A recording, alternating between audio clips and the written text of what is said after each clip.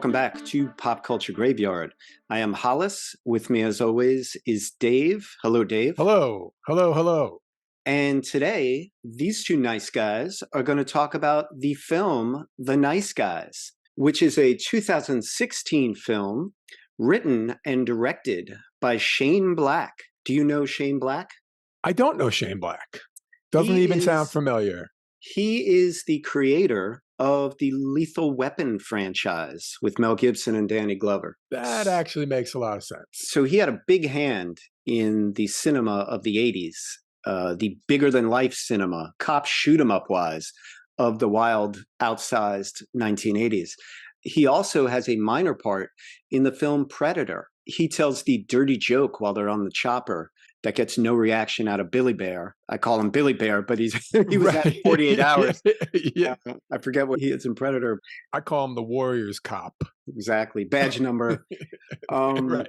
But anyway, The Nice Guys stars Russell Crowe as a sort of for-hire enforcer, a down and dirty and scary guy who uses his fists more than his mind, and Ryan Gosling as a private investigator who has very little to no morals and is just in it for the money. These two guys are inexplicably teamed up and at first make very odd bedfellows before the two of them reach a kind of understanding and become a really fun team to watch, but also a very effective team out in the field trying to get information and solve a case.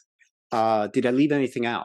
I don't think so. I think that's a pretty good synopsis. I do also want to mention Ryan Gosling's character has a young daughter in the film who is played by Angourie Rice, who I don't know what was like 13 at the time or something.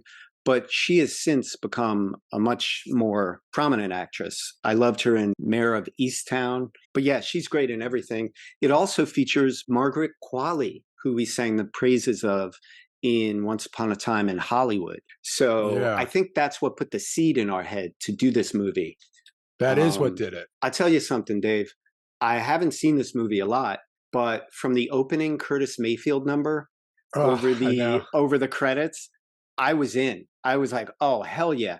Because the aesthetics, the trappings, the sound of that time frame, 1977, is right up my alley. You know? Mean, look at the title, look at the posters and the title and stuff, and then look at our logo. Love me some 70s stripes. Yeah. Oh, my God. This film is going to lend itself so well to the promos. Forget about it.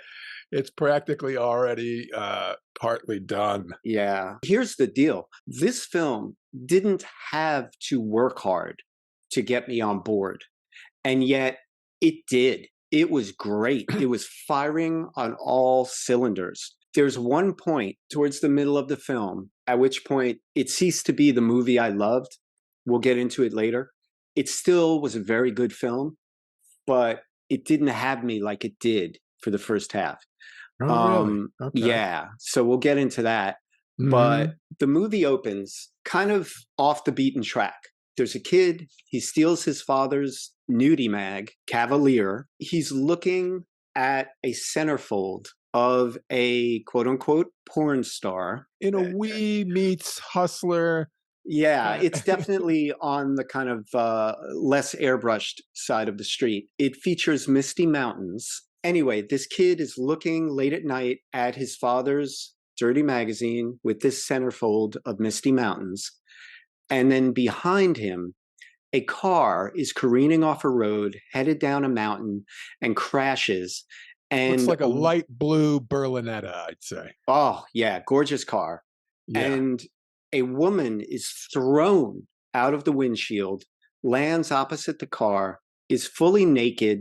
The boy comes out of his house, goes to her, and who is it but Misty Mountains? And I love the way that the boy was looking at her naked in his father's magazine with the way he was looking at her while she lay dying. He immediately takes off his little pajamas or whatever, and he goes to cover her up. I really like that moment. It's so well done. Yeah, and you know it's her because of a shot of the license plate. is Perfect. MSTY, Misty MTNS or M or something like something. something like that. Yeah. But it's fairly obvious because she has landed nearly in a matching position to the centerfold he was looking at in the magazine, which also Hmm. immediately sort of establishes that there's a fantasy element to this movie. Things happen in a sort of fantastical way. Right. It reminded me a little bit of Animal House, where the kid's looking at a nudie magazine on his bed, and then a woman from the parade antics gets thrown through his window and lands in his bedroom. Thank you, God. Yes. That's what he says. Yeah, it was like a dark version of that. A definite sort of callback. I'm sure that was somewhere in Shane's Some mind. kind of nod, right? Yeah. Yeah, because he delivers the centerfold to the child looking at it, but he delivers her on the doorstep of death. Right. And then she dies, and he covers he has respect for her. And it's great because, you're a kid and you're looking at these and you see women naked in magazines and in movies, usually long before you see the opposite sex naked in real life. Mhm. And it is very different. There's a person, there's a mind, there's a heart inside of that person, and you don't ascribe that to them. I mean, there's a horrible experience for anyone to encounter at that age, but that kid is probably better off after that and how he's going to view women in general than he was before that. Yeah, you could see him smacking a friend like, "Hey, show some respect." Yeah, right. That's a real person. One would like There's to a think. person And there. for 77, come on, that's doing the kid a solid. Now that I think about it, it's a very early statement in the film. Children are as smart and possibly and more moral than adults.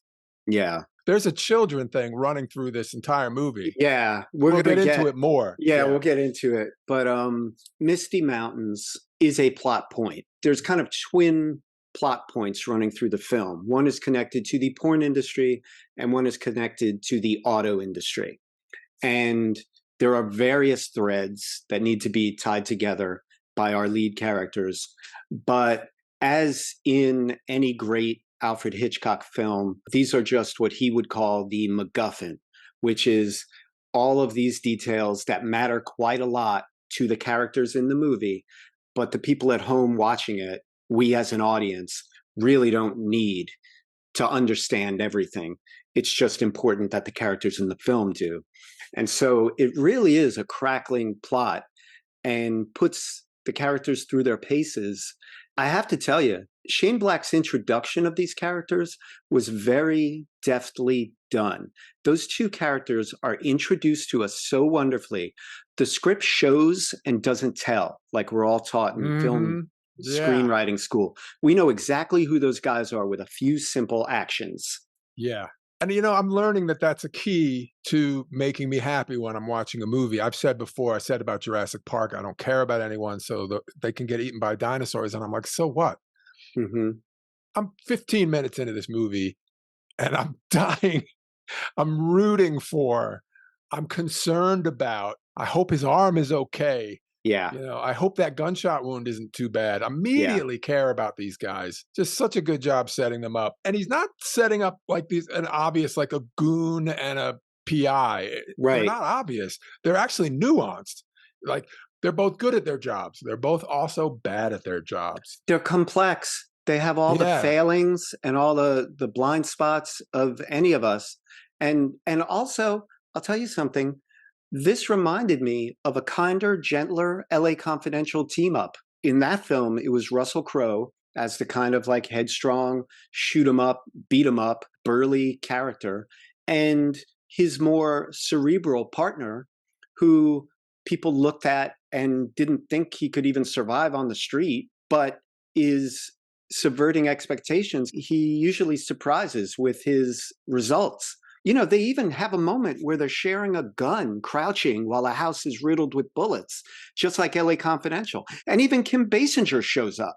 So I really thought this was kind of like an maybe unintended callback to that kind of like, Russell, he's great when he's beating people up and you team him up with a more cerebral guy and it's just fun. And they each have such sweet sides to them, which comes out mostly when Ryan Gosling's character, his little girl, is around. she is the catalyst for a lot of what shows them to be good human beings. Hmm. The Kim Basinger thing, the sharing bullets. Hmm. Somebody decided early on, Shane, what did you say his name was? Shane Black, Shane Black and Anthony Bagarozzi, right? Who co-wrote was it with him? who co-wrote it with him. They decided this is going to be fun. I mean, it is funny. You brought up that Shane did Lethal Weapon, and I'm immediately like, oh, I thought about Lethal Weapon. I thought about Lethal Weapon. I thought about 48 Hours. I thought about Midnight Run. Hmm.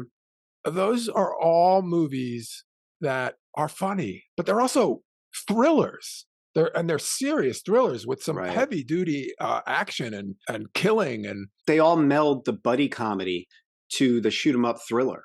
I think this one adds a third at the noir element. These guys are way funnier than Mel Gibson. Nick Nolte and Eddie Murphy were pretty damn funny together.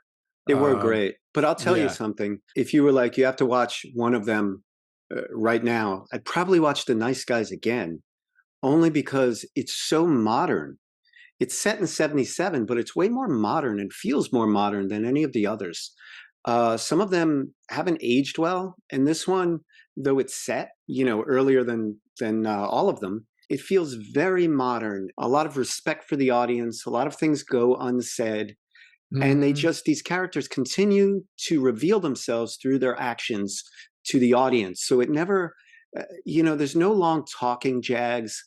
Even at one point, Gosling's character says to Russell Crowe, who just told him this long story, the point is, You can look at it from a different side. oh, Just say you can look at yeah, you can look at things from two sides. Then just say that. What? Well, you took me on this long story. Why don't you just say, things could, like, there's a respect for the audience with stuff like that. Shane Black is allowing these characters to be funny and to ingratiate themselves with the audience. Even in early line, that Russell Crowe's character, who is not painted in the opening as a very funny guy, immediately reveals himself to have a funny side. He goes, marriage is buying a house for someone you hate. Remember that. Russell Crowe's character was married once. Funny things just trip out of these characters' mouths over and over. Gosling's PI trying to break into a bar late at night, and he cuts his artery. What a scene. What a terrific scene. And he's just gushing blood. An ambulance is rushing him to the hospital. We're losing him. It's fantastic. Yeah, and he's groping at the paramedics. In the opening to that, you think you're going to get this trite and overdone PI scene. He knows exactly what to do. Look, he wraps the towel around the hand and he folds the towel over the front. Here it comes. Like, this guy knows exactly how to break in. Right, right. But no, it makes hard left to, he puts his hand way too far through and now he's gushing blood. Fantastic. Yes. Even right before that, you think you're going to get the same old trope over and over again. He's bribing somebody. Yeah, he does that several times. Yeah, it subverts audience expectations over and over. Which feels like, thank you. Yes. Thank you for not doing what I expected. Thank you for respecting where joy me. Comes from. Yes. Yeah. Yes. When it's very similar is when Healy says, "Throw me the gun," and it's a bad throw, and the gun goes out. People throw guns at each other in movies and catch them and then shoot them. Even in LA Confidential, there's a scene where that's shoot 'em up scene. Russell Crowe and Guy Pearce, one of them throws the other a gun. It's a partner thing. And throwing the gun and him missing it shows that they're very early on in their partnership. Yeah. They haven't worked out all the kinks yet. And it shows over and over. Yeah. So I love that. That's likability. Like, look, part of the evolution of this team. Everything's not going off perfect. You said multiple times that Shane that he's showing, not telling. Like we bring up film school. He's showing, not telling. He's not getting away with that because there's not a lot going on. It is dense. These noir things, there's addresses and buildings and locations. There's plots and subplots. There's crimes and subcrimes. It's not because there's not a lot to tell. There's a lot to tell, and he's just doing it incredibly well. Very enjoyable for that reason. Right. The bulk of the movie, Russell Crowe's character and Ryan Gosling's character, separate or together, are constantly pumping people for information, which could get old fast. But Shane Black puts the information into the heads of really interesting characters. A lot of times they're kids or they're hippies or porn stars or whatever, really interesting types. There's this one kid in it, The kid on the bike. the kid on the bike. Oh my God. And he says, because they go to a house that is burnt down where supposedly a character that's important to this investigation was killed. And they question a kid on a bike out front. And the kid is instantly just like, what? Like he is annoyed, and he's this weird kind of 35-year-old in a 12-year-old body. And he said, I think this is a quote, "I offered to show my dick because I got a big dick." And it's like, and then later, so they pay him money for like information, like where they can find this porn guy or what the name of the porn film was. And then in the end, he's like, "You want to see my dick? $20." Like whatever. It's like, holy hell. Gosling accidentally says, "I just gave you $20," and then Right. goes, "What am I saying?" Yeah. That kid is like a cross between like Kelly from the Bad News Bears and Kelly Leak. Leak and Punch the Clock Shorty from Breaking Away. So it's a Jackie Earl Haley connection. Yeah, that's what I'm saying. That kid is like a young version of those characters. Oh, wow. Yeah. Like kind of greasy hair, California kid, probably, owns 4 shirts, wears them rarely. Oh, that's great. That kid is amazing. He's amazing. So good. He's going to thrive. Again, another kid in the movie who is as smart as they are, or like as funny as they are, as smart as they are, smarter. Yeah. Having a kid putting an adult through their paces is just funny. I don't care whether it's like Shirley Temple or Jason Schwartzman in Rushmore or whatever. Anytime My Bodyguard or Meatballs, which we covered, it's just interesting. So yeah, that kid on the bike rules. I'm noticing talking about a noir style film is not easy because of the rich and tangled plots they like to use. It's hard to just say like they're at this house because, and then you're like, because. Right. That's why I made the point about the Hitchcock films early. Is just that it doesn't matter why they're there. It's just it's so rich once they get there. I also just want to say it's funny. I keep referring to the leads as Gosling's character and Crowe's character because I can't remember their names, and their names are not important really, but they're also like not I don't think it says much to people at home when it's like, if you are at home listening and hearing Healy and March, if you didn't just watch the movie, you don't know that March is Gosling and Healy is Russell Crowe. Jackson Healy and Holland March. March. Yeah, Jackson and Holland. It sounds like a Motown songwriting team.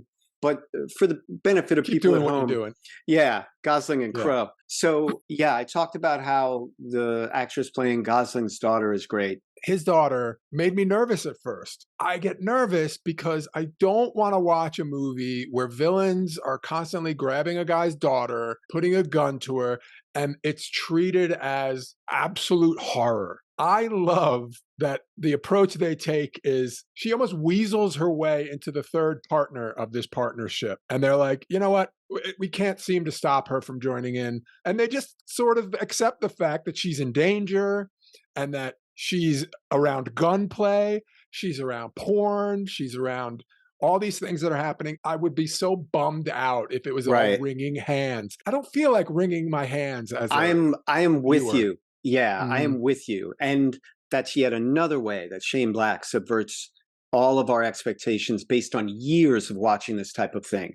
Where the trope is the villain grabs her, the music stops, this changes everything. Right. And Shane Black is like, this changes nothing. The girl's capable. Don't worry, she's fine. So it's great in a lot of ways because although that does happen later, it happens in a really great way. And also what's great about it is the characters, after a certain amount of time, these grown-ups give up trying to keep her out. She's proven herself to be, one, indomitable. They can't get rid of her. She keeps boomeranging back. 2, she's proven herself to be an asset. She's a valuable member of the team who routinely brings home clues or solves shit herself. And 3, it's good for audiences to see a female character, let alone a younger female character, who can not only hold her own, but hold her own better than these quote unquote adult male characters. That's good for audiences to see. It's good for men to see. Good for children to see. It's good for children to see. If they happen to be watching this porn murder movie. And it's sad that that is the exception to the rule. I would love to see more shit like this, because this movie, it crashes through a lot of barriers, both on screen and off, such as that one. Yeah. So yeah, that's great. Her being kind of just along for the ride. And also, at a certain point, once the bad guys kind of shoot up his house, he's got to bring her with him everywhere he goes, or he's the worst parent ever. But so yeah, let's talk about Margot Qualley at this point. She plays a character named Amelia. She's very important to the plot. She is Kim Basinger's character's daughter. Kim Basinger is very high in the government. Margaret is barefoot again, like she was in Once Upon a Time in Hollywood, because she's constantly running. And she is drop dead gorgeous in this. She is beautiful. She's a hippie again, in the protester sense. Right, exactly. Yeah.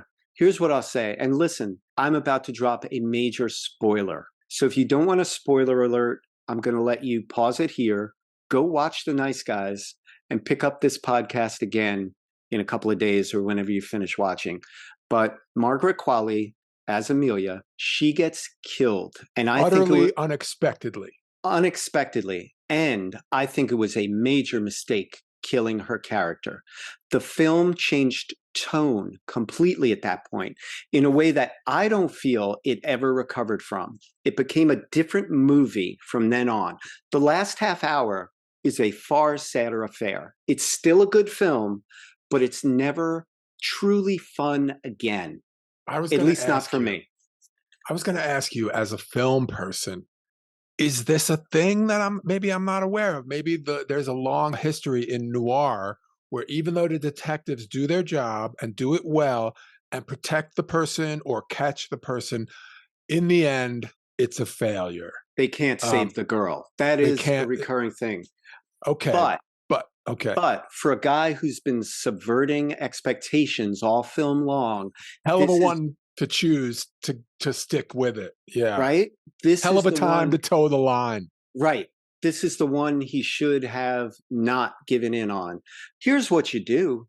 You have her shot just the way he did it. And then she's in a coma in a hospital. Will she or won't she pull out of it? She's on life support. The bad guys are like, you know what? Her brain is fried. Mission accomplished. And then at the end of the film, they'd visit her and bring her flowers and she's up and talking. Like, there are many ways to do it. Or you just let her disappear and she's no longer important to the plot. You let her get away or something. The audience is as protective of Margaret Qualley's character as the PIs are. We really felt for her and we fell in love with her. I'm sorry, but you didn't have to kill her. I agree with you. A strange choice. It's like he felt like he had wrung as much as he could out of the film he was making, and he decided to start a sort of revenge situation where we had to get the people responsible for her murder at that point. The whole movie up until then is we have to stop the people from getting her. And then it becomes, we failed. Now we have to catch the perpetrators. Yeah, a completely different movie. What was like, oh my God, this is so fun. Oh my God, this is so exciting. Yeah. Went to, oh my God, even if they do catch the guys, I mean, she's dead. It's not going to bring her back. Yeah, it really took the wind out of the viewer's sails. Because up until then, it was a breezy picture. And I mean, one could make the argument against what I'm saying as being like, that's yet another way that Shane Black is turning left and subverting my expectations. But that's too easy because he sold us a bill of goods about what kind of film this was. It was going to be a fun ride. And then the last half hour, he can't tell those jokes anymore. He can't have it be a breezy, off-the-cuff picture. It's got to be a different kind of, it's got to be sad and it's got to be, and I mean, you know, characters are redeemed at the end. And Ryan Gosling's character has a lovely arc, and he shows a genuine affection for Russell Crowe's character. Yeah, And he's excited that he's drinking again. yeah, I thought it's that was it's funny. it's a very sweet ending. And for guys like us to see that kind of a sweet interaction between guys on screen, we're able to identify with that. He cheers him up like he cheers up his kid with the bad breath Thai joke. Yeah. Yeah, Yeah. yeah, and he He's gets a part of the laugh out of him, and he says, "Works every time." Yeah, he's part of the family then. And it's almost like that character could do a spin-off of My Two Dads from that point on. So yeah, it's got a very sweet ending. But, I guess you're right in one sense that it's a thing with noir films of just, the tragedy of you can't save the girl. But I'll bring up a film that did the same thing and really, really hurt the film in a way that ensured it is not better remembered today. One of my guys, Brian De Palma, one of the best filmmakers to ever work in America. Brian De Palma did a pseudo kind of remake of Blow Up called Blowout. And instead of being about a photographer, it's about a guy who records sounds for movies. I'm familiar. Yeah. And so at the end of it, this character who he's in love with, who we all are invested with, who is the greatest character Nancy Allen ever played, she's murdered towards the end of it, like the last 5 minutes. This horrible, tragic ending. That's what he left audiences with. That's why I believe Blowout isn't considered one of the all-time great movies, because up until then, I believe it is. Mm-hmm. It's a fun whodunit. It's wonderfully paranoid, like the Parallax View. It's kind of a methodical uncovering of evidence, not unlike All the President's Men. It's got so much going for it. It's a wonderful star turn from Travolta, one of his best roles. Even John Lithgow is a delicious villain, and it's just gone at the end. So anyway, I don't want to overstate why they pull the rug. Yeah, but Margaret Qualley, really, that one hurt. That one hurt me. Yeah, and not to recap, but I'm recapping for a reason. It was, oh, hey, look who it is. Bang. It wasn't even, it was like an oversight. It was like a bad coincidence. They'd been making headway in their investigations and making headway in what they were trying to achieve via a lot of coincidences. Yeah. There's a lot of happenstance in this. It's almost like that's the magic. There's a magical thing behind The Nice Guys. And these are two blessed guys because magic things happen to them. The girl they're looking for lands on the roof of their car. Like, throw Ryan Gosling off a roof and he'll land on a clue. That's like kind of a running joke. But it's also how the movie works. It's how they uncover clues and stuff. And then another like happenstance is subverted into something gross, and her death. That's a bummer. Yeah. I guess Shane Black saw it as kind of evening the scales of like, this is how this world works. Some random things fall into. I didn't go to the movies to see how this world works. Yeah, I went to the movies to see two magical screw ups, which I was getting for, 80% of the film. Right. Right. Yeah. I almost feel like I wish we didn't bring it up. We've now brought down our film. Well, I know how to bring it right back. One of the clues is they go to a party. Ryan Gosling falls off the edge, rolls down a hill, right into the corpse of the guy they've been looking for, a porn producer named Sid Shattuck. Do you know who played the corpse of Sid Shattuck? I hope it's Lee Ving. That would be great. A masterful corpse play. That would be great. The lead singer of Fear, the punk band. But no, it is even better. It is Mr. Robert Downey Jr. No. He must have been friends with someone on the production or whatever. But yeah, Robert Downey Jr. Oh, and they carry Robert, when they're carrying the body, they're carrying Robert Downey. Oh my God, that must have been so much fun. Yeah. That must have been so much fun. And that's, I'm glad you bring that, because that leads us into a very rich section of the movie. Yes. It's like there's this little movie that takes place at the bottom of that hill. And that movie is full of fun. Yeah. I mean, were you expecting a 1.5-minute Lou Costello impression? No. Oh, it was beautiful. Yeah. I thought it was terrific. I could see maybe someone being like, I don't like Ryan Gosling pretending. His shirt sleeve when he was pointing to the body next to him. Mm-hmm. His shirt sleeve made a little noise. He did the. Yeah, very Lou was, Costello.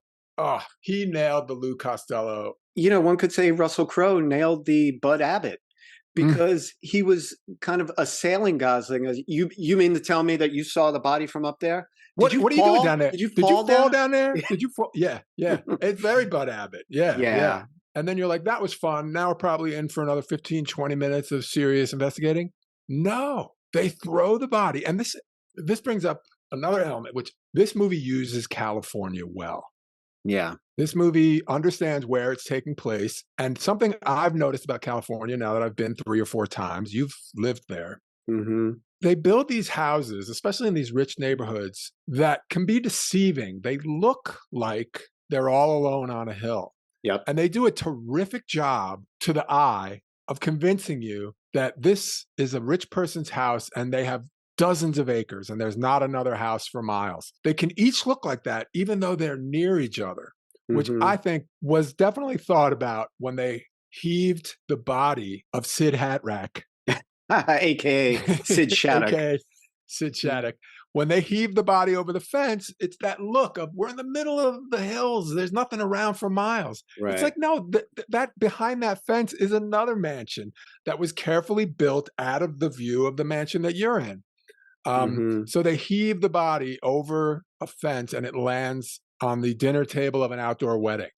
Yeah. It's wonderful. It's wonderful. Yeah. And, you talk about California, as the song goes, California knows how to party. And we just got to say, they give you one of the best party scenes in films. Oh, flying into that scene. Oh, beautiful. It's tremendous. The party itself. There's the Earth, Wind, and Fire song playing, I think. Earth, Wind, and Fire is playing. September is playing. September's playing. And there's a band portraying Earth, Wind, and Fire. They're supposed to be Earth, Wind, and Fire in their prime. That tells you how powerful the person throwing the party is. But anyway, the cool thing is that party, irrespective of the film intricacies, irrespective of these characters going to it, I could have watched the party by itself for hours. Oh my gosh. It had mermaids in an underneath pool by a bar. Behind the bar style. It had little rooms where people are watching porn and smoking pot.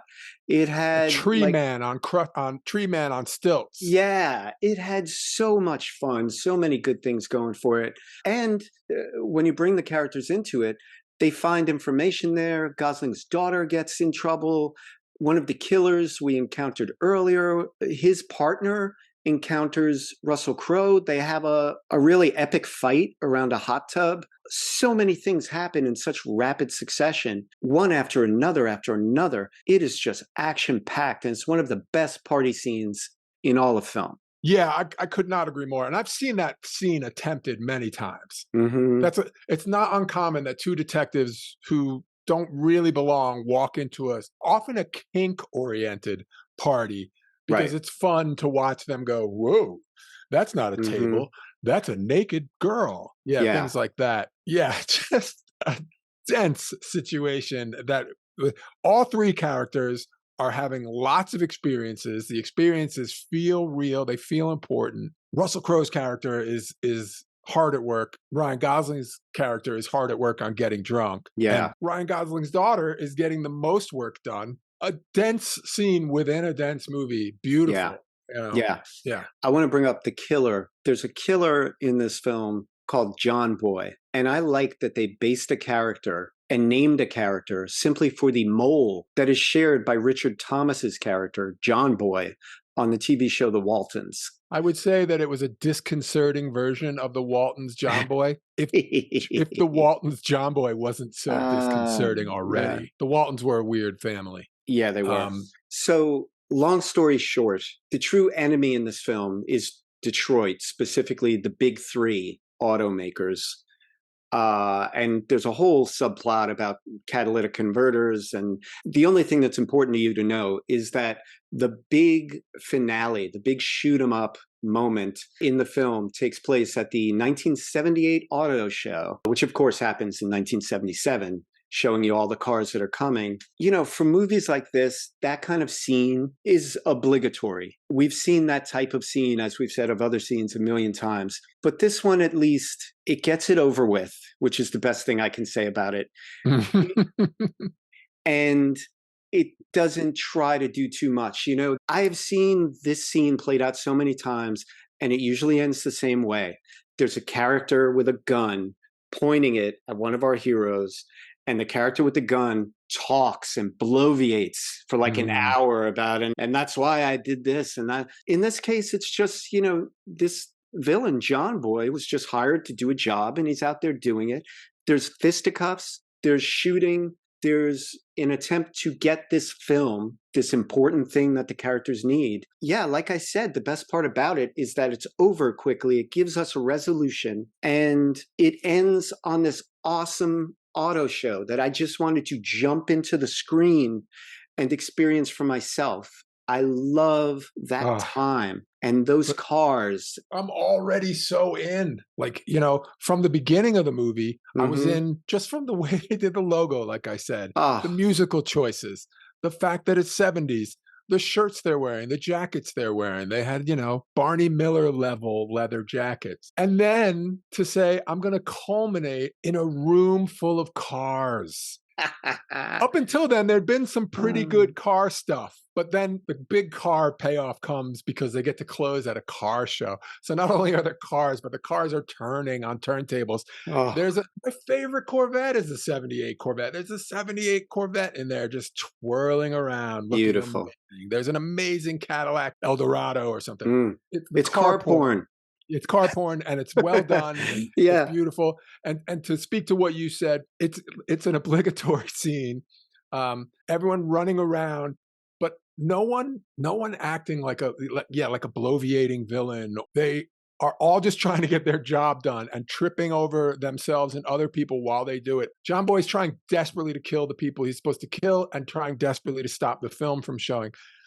Gosling's trying desperately to retrieve the reel. And the best part of that ending, Russell Crowe is about to do what he does, which is kill bad guys. And he's got John Boy down. And the only thing that stops him is that Gosling's daughter tells him, if you kill him, I will never speak to you again. I love that her threat is not, if you kill him, you'll lose your humanity. I'll never speak to you again. It's so sweet. It is. It's so good. And then at the end, we're left with Gosling and Russell Crowe, as opposed to when we started the film. There is now such a comfortableness with each other that they're displaying just in a short bar scene. You can feel a friendship underneath them already. We're left realizing that these guys are going to be teamed up for the future. I could watch another series of adventures with these guys. Absolutely, it was just so much fun. That last scene gives me the impression that maybe Gosling and Crowe sat at that bar riffing for a little while. I don't think you write in the script, sorry, you look Filipino. Referring to the ad in the paper that is a rendering of both characters. Yeah, there's a comfortableness that shows. And it's weird because it so drives the point home that these guys are now a team that it really feels like it's launching a series of movies. Yeah. The nice guys. You love them as the nice guys. Now meet them as the wise guys. Now they're the rich guys. They could have had a whole franchise I would have loved, but that would kind of destroy what this is, which is a lovely one-off thing that is the antithesis of the normal bloated Hollywood buddy comedy that, ironically enough, Shane Black helped to usher in. It's funny because this movie makes me think I'll never need to watch Lethal Weapon ever again in any way. Yeah, he killed the goose that laid the golden egg. I'll just, if I want to get my fill on Lethal Weapon, I'll just download that one scene where Mel Gibson says, "Where'd you get your gun? South Africa." He picks on their South African. I do a Danny Glover impression, but I can only say his name, Danny Glover. There's something to be said for the name impression. You can do a Michael Caine impression if you just do Michael Caine asking about his cocaine. It's like, my cocaine. Nice. I like that. That's my cocaine. This movie, I would like to tell audiences was the beginning of a new renaissance in Hollywood with really cool indie film sensibilities with a major budget and Hollywood stars. It was not. This kind of was a one-off. That's what I love about it. And also that's what pisses me off because, in a larger sense, Dave, the powers that be eventually stopped making things I love. It began when I was a kid and I fell in love with Vanilla Cookie Crisp when it came out. It was like crack to me. I couldn't get enough. Well, it probably did have cocaine in it because they stopped making that initial Vanilla Cookie Crisp. And then they're trying to give me chocolate chip flavored Cookie Crisp that didn't really taste right. And so every year they stop making things I love, every year. And so I'm not surprised that they didn't make more movies like this. It's the type of thing that pops up in your feed on streaming services, and it could easily fall by the wayside. But it's streaming right now for anyone who's interested. I watched it for free. Yeah. Yeah, I forget where I watched it. And Yeah. somebody was trying to charge me for it. So don't No. pay for it because it is available.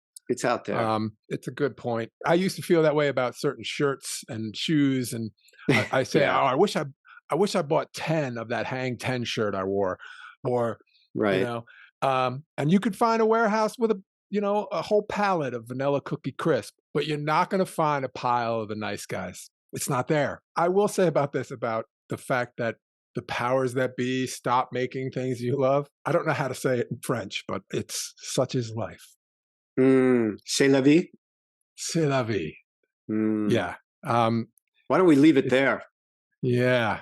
C'est la vie. C'est la vie, people. Bon chance.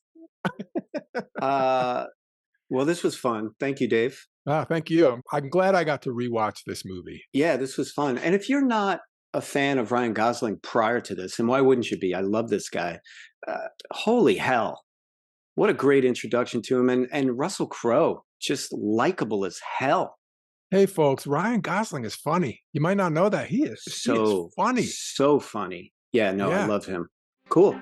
All right, Dave. All right. We'll see you next week. I'll see you soon. Hollis and Dave would like to thank you for enjoying Pop Culture Graveyard.